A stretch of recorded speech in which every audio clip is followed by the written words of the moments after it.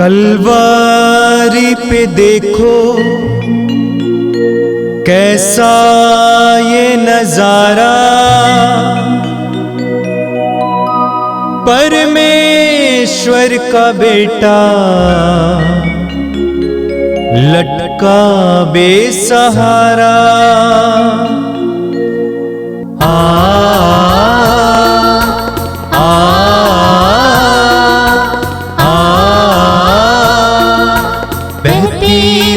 धारा जिसमें सबको मिले मुक्ति, बहती रक्त धारा जिसमें सबको मिले शांति, बहती रक्त धारा जिसमें सबको मिले मुक्ति, बहती रक्त धारा जिसमें सबको मिले शांति।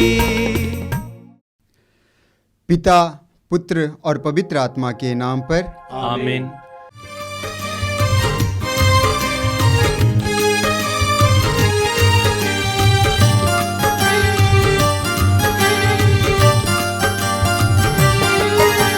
यीशु के बदन से बही जो लहू की धारा, उसमें धुले हमारे पापों के दाग सारे।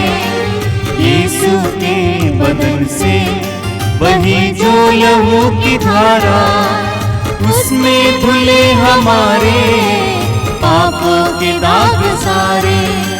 रख ले उसी में आशा, तज दे सभी निराशा, यीशु ही हमारे जीवन का लगाए।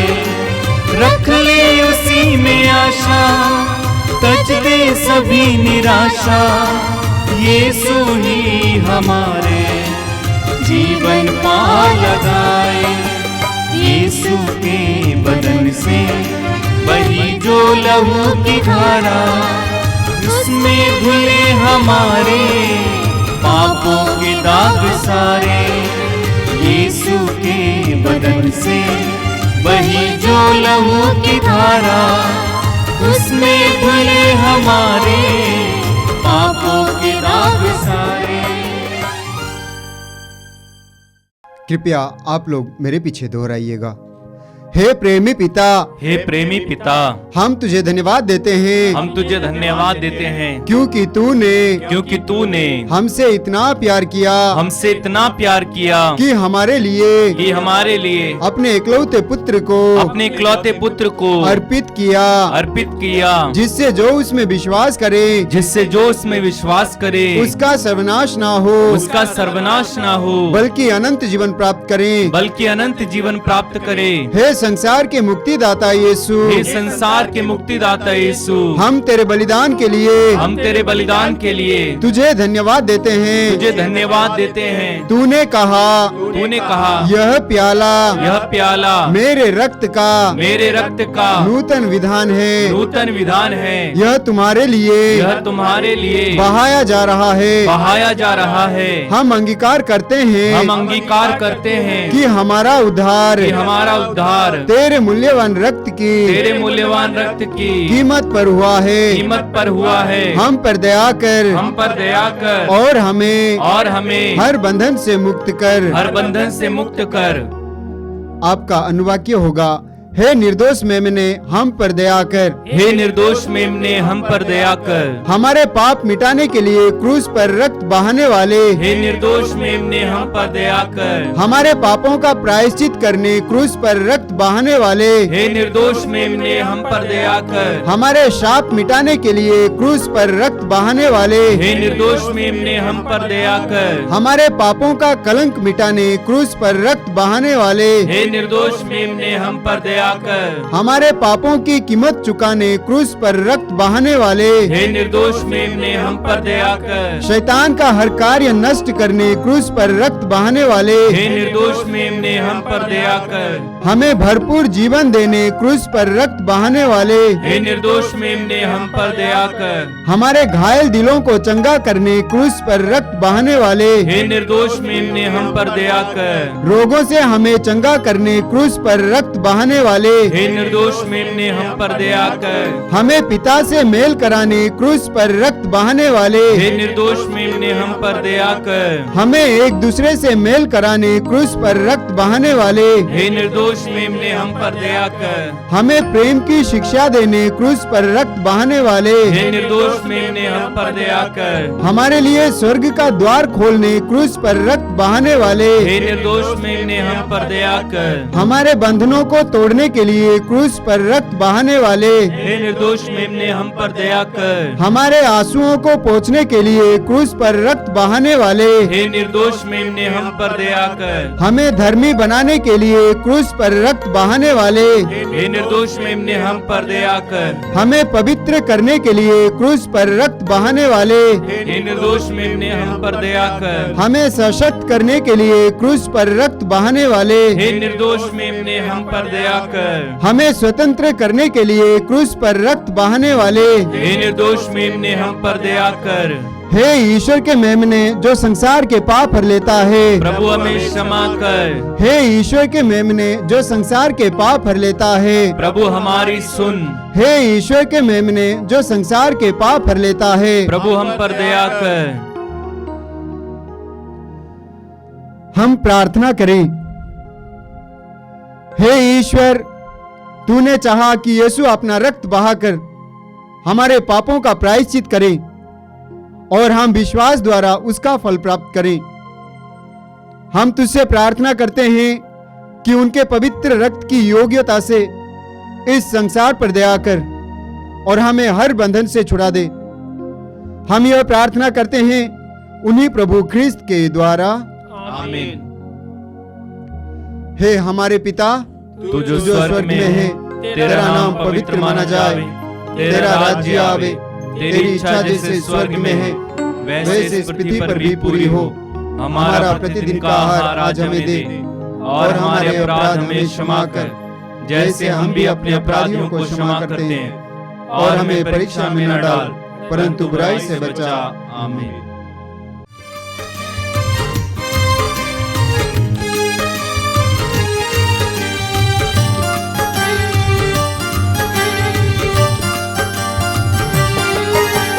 यीशु के बदन से बही जो लहू की धारा, उसमें धुले हमारे पापों के दाग सारे।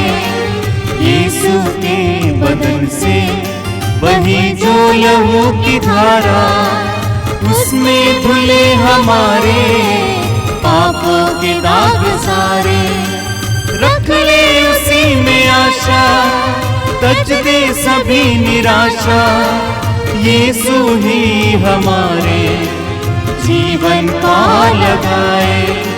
रख ले उसी में आशा, तज दे सभी निराशा। यीशु ही हमारे जीवन का लगाए। यीशु के बदन से बही जो लहू की धारा, उसमें धुले हमारे पापों के दाग सारे। यीशु के बदन से बही जो लहू की धारा, उसमें धुले हमारे पापों के दाग सारे। आइए हम प्रार्थना करें। अपनी आंखें बंद रखिए, प्रभु की उपस्थिति महसूस कीजिए। सामर्थ्यवान परमेश्वर की उपस्थिति, शक्तिशाली प्रभु की उपस्थिति महसूस कीजिए। यह विश्वास कीजिए कि जिसने आपको बनाया है, जो आपको संभाले हुए हैं, आपके करीब है इस समय। अपने हृदय के हर प्रकार के भाव को प्रभु को समर्पित कीजिए। अपनी निराशा को प्रभु को समर्पित कीजिए। अपने रोगों को प्रभु को समर्पित कीजिए। अपने मानसिक तनाव को प्रभु को समर्पित कीजिए। यह विश्वास कीजिए कि प्रभु आपके करीब है। आपके हृदय की एक एक धड़कन को इस समय वो महसूस कर रहे हैं। आपके मन के एक एक भाव को इस समय भाप रहे हैं। समर्पित कीजिए, इस समय समर्पित कीजिए। मन और हृदय को समय पवित्र आत्मा के अधीन कीजिए। पवित्र आत्मा से प्रार्थना कीजिए, पवित्र आत्मा मेरे मन को आलोकित करना, मेरे हृदय को अपने उत्साह से भरना, पवित्र वचनों को सुनने के लिए, उसको समझने के लिए, उसको ग्रहण करने के लिए मेरे हृदय और मन को तैयार करना। पवित्र आत्मा, प्रार्थना कीजिए, प्रार्थना कीजिए।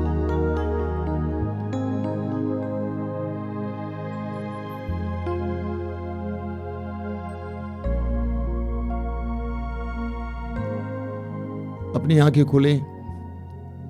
मेरे प्रिय भाई और बहनों, आज के सुंदर दिन के लिए हम प्रभु को धन्यवाद देंगे। इस पवित्र रक्ताभिषेक प्रार्थना की प्रेरणा के लिए प्रभु को धन्यवाद देंगे। सैकड़ों लोगों के जीवन में इसको कृपा का माध्यम बनाने के लिए हम प्रभु को धन्यवाद देंगे।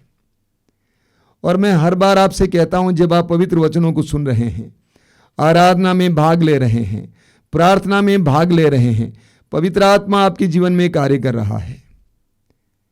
हर पल जब आप अपने कान को प्रभु के वचन के लिए खोलते हैं, आपके हृदय को प्रभु की आत्मा के लिए खोलते हैं, पवित्र आत्मा आप में कार्य कर रहा है। और इसलिए विश्वास करना कि इस समय पवित्र आत्मा आप में कार्य कर रहा है। मेरे प्रिय भाई और बहनों, मैं इस मातृधाम आश्रम में पिछले 29 वर्षों से हूं। 26 वर्षों से इस आश्रम के निदेशक के रूप में। यह प्रभु की एक बहुत बड़ी कृपा है कि प्रभु ने मुझे यहां पर बनाए रखा, रहने दिया। इन 29 वर्षों में मैंने इस जंगल में रहकर बहुत सारी बातें सीखी हैं, बहुत सारी रहस्यमय बातें, विशेष करके आध्यात्मिक बातें मैंने सीखी हैं।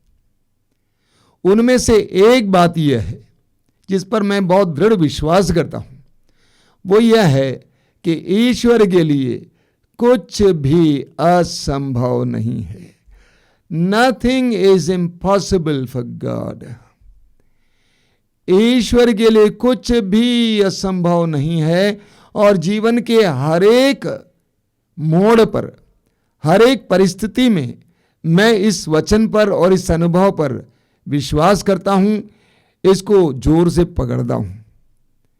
आज के परिवेश में, विशेष करके इस कोरोना काल में, जब लोग बहुत ज्यादा टूटे हुए हैं, जिनकी नौकरियां गई हैं, काम गया है, अर्थव्यवस्था टूट गई है, जिनकी पढ़ाई रुक गई है, व्यवसाय ध्वस्त पड़ा है, धंधे मंदा हो गया है, ऐसे परिवेश में लगता है कि इंसान जमीन चाट रहा है, एक बहुत बुरी अवस्था में। ऐसी अवस्था में मेरा विश्वास है कि ये विश्वास कि ईश्वर के लिए कुछ भी असंभव नहीं है, हमारे जीवन में चमत्कार करेगा, हमारे जीवन को बदल डालेगा। लूकास के समाचार के अध्याय 17 उसके वाक्य 6 में प्रभु कहते हैं, यदि तुम्हारा विश्वास राई के दाने के बराबर भी होता और तुम इस सहतूत के पेड़ से कहते उखड़ कर समुद्र में लग जाओ, वो तुम्हारी बात को मान लेता। यदि तुम्हारा विश्वास राई के दाने के बराबर भी होता और तो इस सहतूत के पेड़ से तुम कहते उखड़ कर समुद्र में लग जाओ, वो तुम्हारी बात को मान लेता। क्या मतलब इसका? यानी यदि तुम्हारा विश्वास दृढ़ है तो तुम अपने जीवन के मार्ग पर शहतूत जैसे बड़ी बड़ी समस्याओं को भी उखाड़ कर फेंक सकते हैं। विश्वास के अंदर इतनी ज्यादा शक्ति है, सामर्थ्य है। विश्वास असंभव को संभव कर सकता है। कई साल पहले, 5-6 साल पहले, जब रांची में एक बहुत बड़ी सभा चल रही थी, सभा में एक बहन अपना साक्ष्य सुनाने आई थी।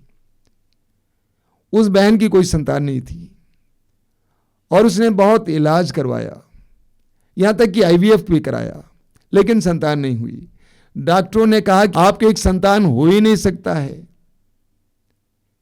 उस समय किसी ने उसको विश्वास दिलाया, यीशु पर विश्वास दिलाया, और वो यीशु पर विश्वास करने लगी, प्रार्थना करने लगी।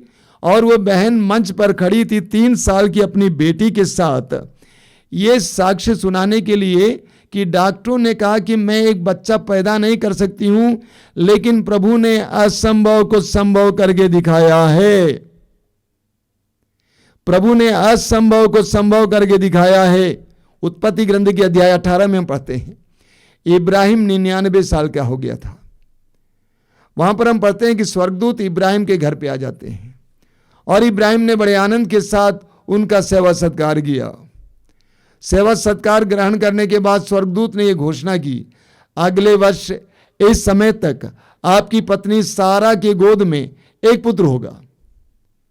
वचन में लिखा हुआ है कि सारा ने इस बात को अपने कमरे में बैठे बैठे सुन ली और सारा हंस पड़ी। इस कदर हंस पड़ी कि आवाज स्वर्गदूत तक पहुंच गई।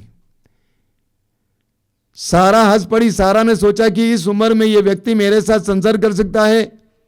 क्या इस उम्र में मैं एक बच्चे को पैदा कर सकती हूं, प्रसव दे सकती हूं? वो हंस पड़ी। इस दुनिया में बहुत सारे लोग इसी तरह हंसते हैं, परिस्थितियों को देखकर हंसते हैं या रोते हैं। ये विश्वास नहीं कर पाते हैं कि परिस्थिति बदल सकती है। स्वर्गदूत ने इब्राहिम से पूछा, सारा क्यों हंसी? क्या प्रभु के लिए कोई भी बात कठिन है?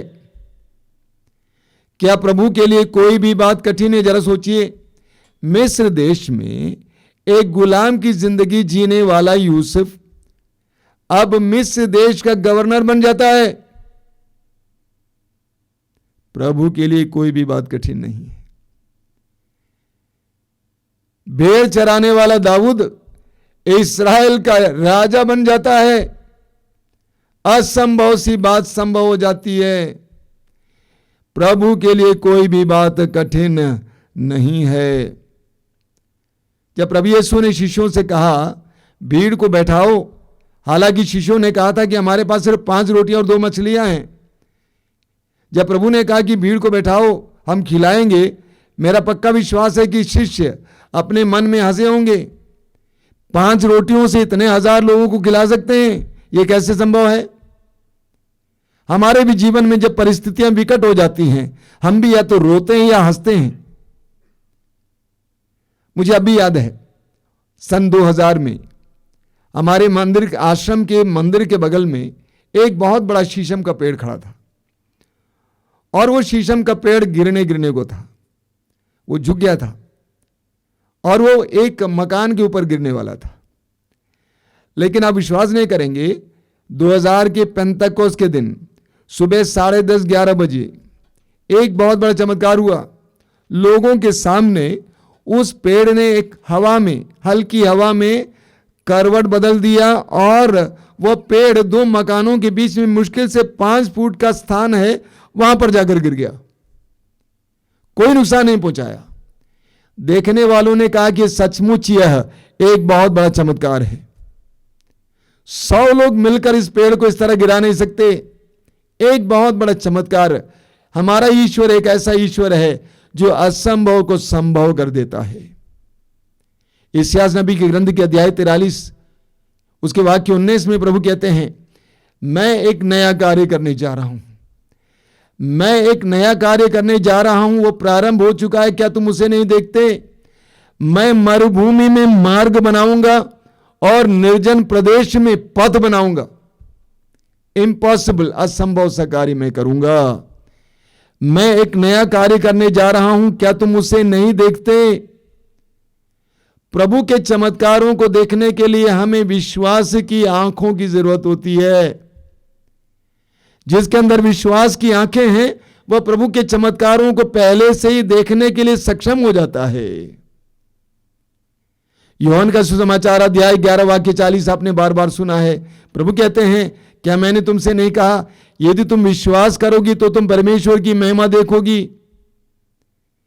प्रभु के चमत्कारों को देखने के लिए हमें विशेष आंखों की जरूरत होती है। हमें गणना ग्रंथ के अध्याय 13 में एक बहुत ही सुंदर बात पढ़ने को मिलती है। मूसा के नेतृत्व में इस्राएली लोग मिस्र की गुलामी से बचकर कनान देश की ओर जा रहे हैं। अब मरु प्रदेश से होकर वे गुजर रहे हैं, कनान प्रदेश पहुंचने वाले हैं। मूसा ने इस्राएलियों में से 12 जन को, 12 वंश से एक एक व्यक्ति को चुनकर एक दल बनाकर वहां भेज देता है। मूसा उनको चुनकर कनान देश भेज देता है, यह देखने के लिए कि वहां की जनता कैसी है, वहां के लोग कैसे हैं, वहां की जमीन कैसी है, वहां की खेती क्या है।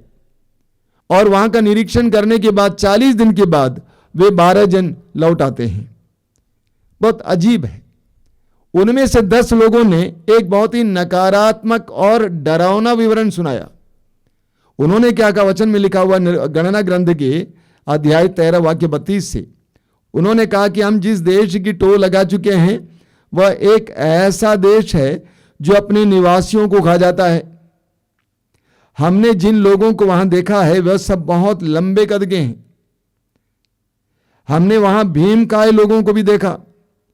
उनकी तुलना में हम अपने को टिड्डियां समझते थे और वे भी हमें यही समझते होंगे। तो निरीक्षण करने के बाद, कनान देश का निरीक्षण करने के बाद वे वापस आए तो 10 लोगों ने कहा कि वहां की स्थिति बहुत डरावनी है, वहां के लोग बहुत खतरनाक है, हमें वहां की ओर जाना ही नहीं चाहिए। लेकिन ठीक इसके विपरीत 2 लोगों ने क्या संदेश सुनाया? उन्होंने कहा हम उस देश में गए जहां आपने हमें भेजा था, वहां दूध और मधु की नदियां बहती हैं, वहां दूध और मधु की नदियां बहती हैं, वहां के निवासी बलवान हैं, हम वहां चलें और उस देश को अपने अधिकार में कर लें, हम उसे जीतने में समर्थ हैं। 10 लोगों ने एक नकारात्मक वर्णन सुनाया, लेकिन 2 लोगों ने एक सकारात्मक वर्णन सुनाया।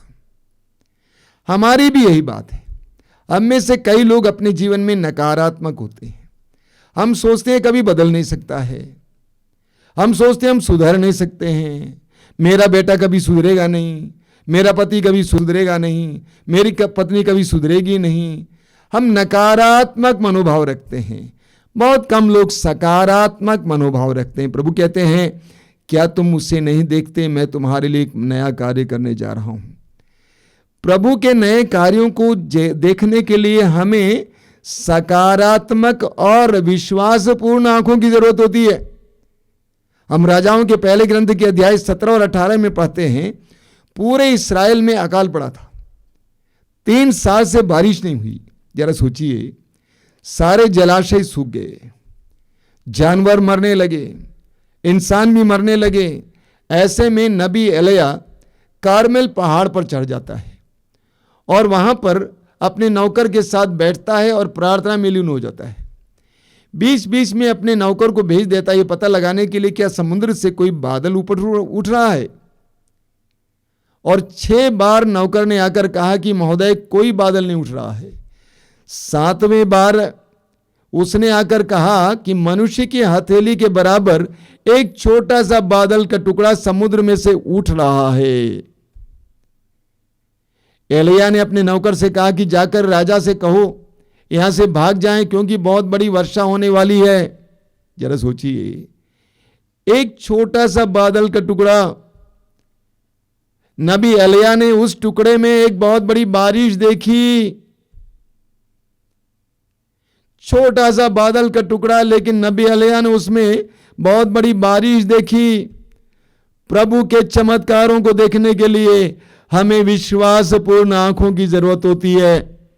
योहन के सुसमाचार के अध्याय 11 में पढ़ते हैं प्रभु यीशु लाजरुस की कब्र के सामने खड़े हैं। लाजरुस की कब्र के सामने खड़े हैं। काफी बड़ी भीड़ भी उनके साथ थी और लाजरुस की बहनें उनके साथ थी।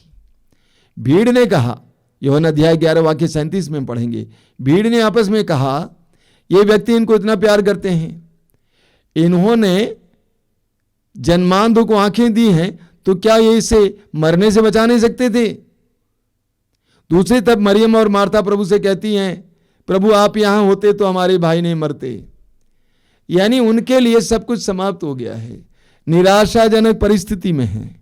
लेकिन प्रभु यीशु ने लाजरुस को जिंदा देखा। हम पढ़ते हैं यिर्मयाह नबी के ग्रंथ के अध्याय 32 उसके वाक्य 27 में, बहुत जबरदस्त वचन है। और प्रभु पूछते हैं मैं प्रभु सभी शरीरधारियों का ईश्वर हूं, मैं प्रभु सभी शरीरधारियों का ईश्वर हूं, क्या मेरे लिए कुछ असंभव है। मैं प्रभु सभी शरीरधारियों का ईश्वर हूं, क्या मेरे लिए कुछ असंभव है। मैंने स्वर्ग और पृथ्वी को शब्द मात्र से बनाया, क्या मेरे लिए कुछ असंभव है। मैंने इस्राएलियों को मिस्र से बचाने के लिए बड़ी बड़ी विपत्तियां भेजी, क्या मेरे लिए कुछ भी असंभव है। मैंने लाल समुद्र को 2 भागों में विभाजित किया, क्या मेरे लिए कुछ असंभव है।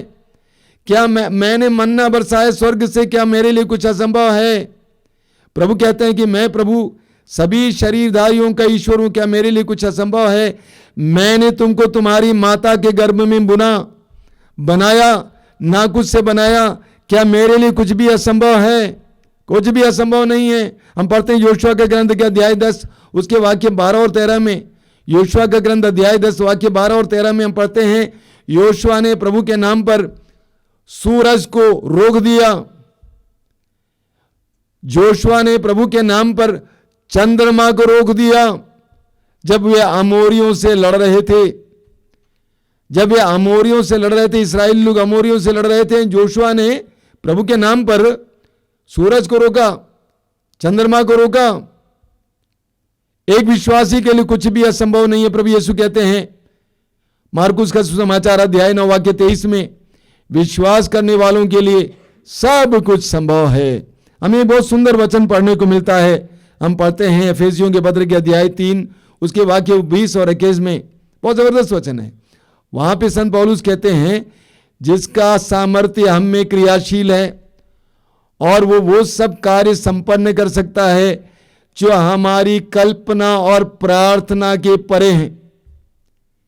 जिसका सामर्थ्य हम में क्रियाशील है और वो सारे कार्य संपन्न कर सकता है जो हमारी कल्पना और प्रार्थना के परे हैं। ध्यान से सुनना, पौलुस कहते हैं वो हमारी प्रार्थना और कल्पना के परे के कार्य करने में समर्थ हैं।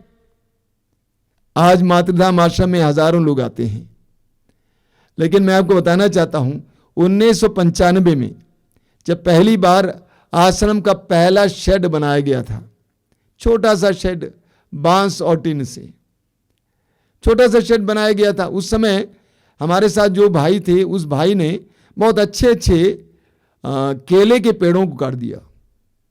मैंने उनसे कहा, क्यों काटा आप? इसको काटने की क्या जरूरत थी? अरे छोटा बना देते, छोटा सा टेंट बनाते। उन्होंने कहा कि स्वामी जी ऐसा मत कहिए, बगल में जितने अच्छे आम के पेड़ खड़े हैं उनको भी आपको काटना होगा। मैं विश्वास नहीं कर पा रहा था, आई कुड नॉट बिलीव। जब उस पहली प्रार्थना में मुश्किल से 150 लोग आए थे, 200 लोग आए थे, आज हर बड़े शनिवार को यानी महीने के दूसरे शनिवार को कम से कम 7-8 हजार या 10 हजार लोग आते हैं। यह मेरी कल्पना और मेरी प्रार्थना के परे की बात है। हमारे जीवन में प्रभु इसी तरह कार्य कर सकते हैं। पौलुस कहते हैं हमारी कल्पना और प्रार्थना के परे के कार्य करने में प्रभु सक्षम है, समर्थ हैं। सवाल ही खड़ा होगा, हमें क्या करना है? 2 बातें मैं आपके सामने रखना चाहता हूं। पहली बात, सबसे पहले आज से विश्वास कीजिए कि ईश्वर के लिए कुछ भी असंभव नहीं है। आज से विश्वास कीजिए कि ईश्वर के लिए कुछ भी असंभव नहीं है। मां मरियम से स्वर्गदूत ने कहा, ईश्वर के लिए कुछ भी असंभव नहीं है। हमारे जीवन में बहुत सारी बातें जिसको हमने असंभव सोच के रखा है। हमारे दिमाग में कुछ बातों को हमने असंभव समझ के रखा है, ये असंभव, ये असंभव, ये असंभव है। मेरे जीवन में भी मैं यही सोचता था। शायद मैंने आपको बताया, एक बार हमारे आश्रम में एक बहन लाई गई थी, अभी 1.5 साल पहले की बात है, और वो 45 साल की थी। दूसरी बहन लाई थी, कहा कि स्वामी जी इसका कोई बच्चा नहीं है, प्रार्थना कीजिए। बातचीत के दौरान मुझे पता चला कि उस बहन ने अपने गर्भाशय को निकाल दिया था। उस बहन का गर्भाशय ही निकाला गया है ऑपरेशन में। तो मैंने पूछा कि इसको कैसे बच्चा मिल सकता है जब इसका गर्भाशय ही नहीं है? देखिए, मेरा विश्वास कमजोर था। उसी रात को मैं एक दूसरे व्यक्ति का प्रवचन सुन रहा था। उसकी सभा में एक बहन इसी तरह आई थी जिसका गर्भाशय नहीं था, बच्चा भी नहीं था। उस भाई ने प्रार्थना की, प्रभु इसको एक गर्भाशय दीजिए, उसके बाद उसको एक बच्चा भी दीजिए। मैं सोचता हूं कि उस रात का वो संदेश मेरे लिए था। जो ईश्वर बच्चा दे सकता है, क्या एक नया गर्भाशय नहीं दे सकता है? हमें विश्वास करना है, ईश्वर के लिए कुछ भी असंभव नहीं है। आज से इसको बार बार दोहराना, ईश्वर के लिए कुछ भी असंभव नहीं, ईश्वर के लिए कुछ भी असंभव नहीं। दूसरी बात कि प्रभु को हमारे जीवन में चमत्कार और चिन्ह करते हुए देखना।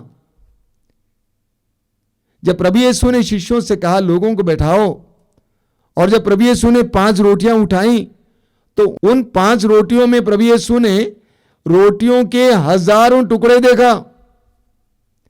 जब प्रभु यीशु ने काना नगर के विवाह भोज में सेवकों से कहा कि उसमें से कुछ जल ले जाकर प्रबंधक को दिखाओ, तो प्रभु यीशु ने उस जल को अंगूरी बनते हुए देखा। ही सॉ बिफोर हैंड, पहले से ही प्रभु ने 5 रोटियों में हजारों टुकड़े देखा। उसी तरह पहले से प्रभु ने उस जल को अंगूरी में परिवर्तित होते हुए देखा। जब लाजरुस को प्रभु ने जिलाया, उससे पहले प्रभु ने लाजरुस को जिंदा देखा। उसी तरह हमारे जीवन में भी हमें देखना होगा। मत्ती का सुसमाचार अध्याय 21 वाक्य 22, प्रभु कहते हैं जो कुछ तुम विश्वास के साथ प्रार्थना में मांगोगे वो तुम्हें दिया जाएगा। जो कुछ तुम विश्वास के साथ प्रार्थना में मांगोगे वो तुम्हें दिया जाएगा। हमें विश्वास करना होगा, हमें अपनी आंखों से देखना होगा। मेरा पति जो शराबी है, मेरे पति को प्रभु यीशु चंगा कर रहे हैं, ये पहले से देखना होगा। मेरे बेटे के नशे की आदत से प्रभु उसको छुटकारा दे रहे हैं, ये पहले से देखना होगा। मेरा धंधा जो टूटा पड़ा हुआ है, प्रभु फिर एक बार खड़ा कर रहे हैं, उसको पहले से देखना होगा। मेरे जीवन में बहुत सारी चीजों को मैं पहले से ही सपना जैसे देखता हूं। जैसा कि किसी बिल्डिंग को तोड़कर नया बनाना है, पहले से मैं उसको सपने में देखता हूं। सपना मतलब सोचता हूं, पहले से मैं उसका निरूपण करता हूं, उसकी कल्पना करता हूं कि वो आ चुका है, वो आया है। हमें पहले से ये जानना है कि प्रभु ने हमारे जीवन में कार्य किया है। देखिए वचन में क्या लिखा हुआ है, उसके घावों द्वारा हम भले चंगे हो गए हैं। ये नहीं लिखा हुआ है उसके घावों द्वारा हम भले चंगे हो जाएंगे, बल्कि उसके घावों द्वारा हम भले चंगे हो गए हैं। तो आज से हमें क्या करना है, हमारे जीवन में जो नकारात्मक बातें हैं, जो निराशा की बातें हैं, प्रभु उनको आशा की बातों में परिवर्तित कर रहे हैं, ये देखने का प्रयास कीजिए। मेरा बेटा चंगा हो रहा है, ये देखने का प्रयास कीजिए। इसके लिए विश्वास की जरूरत होती है। इसलिए प्रभु ने कहा देखो मैं एक नया कार्य करने जा रहा हूं, क्या तुम उसे नहीं देखते? यानी प्रभु पूछ रहे हैं तुम उसे क्यों नहीं देखते? आइए हम प्रार्थना करें।